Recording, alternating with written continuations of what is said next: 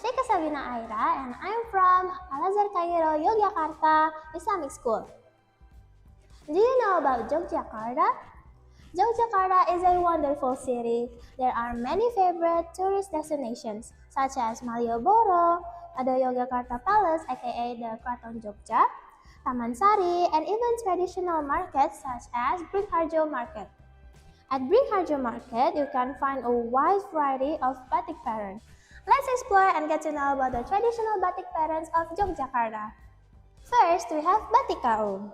The kaum pattern of batik is believed to have been created by one of the sultans of Mataram Kingdom. This pattern was first introduced in the 13th century on the island of Java. Initially, it appeared on wall carvings at several temples in Java, such as the Prambanan Temple. The cow pattern symbolizes perfection, purity, and holiness. It is thought to represent noble values and spiritual balance. Fun fact!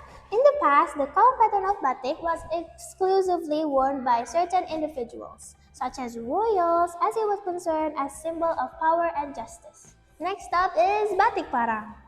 Parang batik is one of the oldest batik patterns in Indonesia, originating from Yogyakarta and Solo.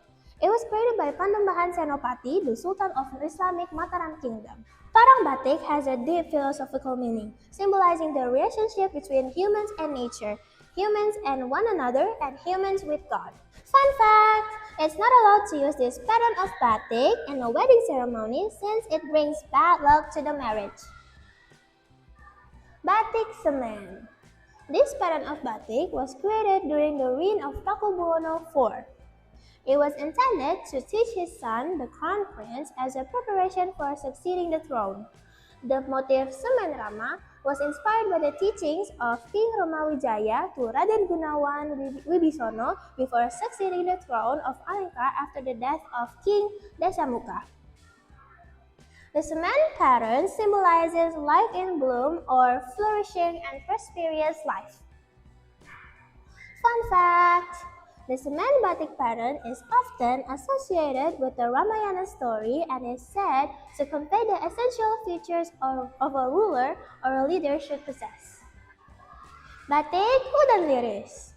The name Udan Liris translates to drizzle or light rain, symbolizing fertility for plants and livestock.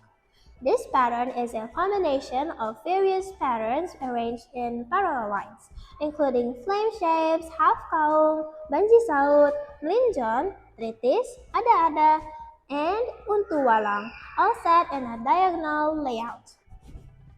This pattern represents the hope that the wearer will be safe, prosperous, patient, and resourceful in fulfilling their duties for the nation.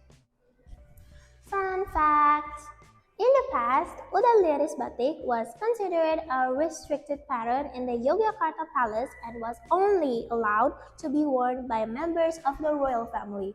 Today, it is accessible to everyone. Batik Truntung. The Truntung batik pattern originates from the story of Queen Beruk, who was unable to bear children for Pakubuwono III.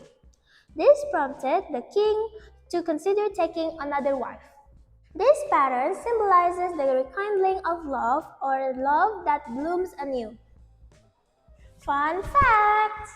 This batik motif is commonly seen at the Japanese traditional weddings.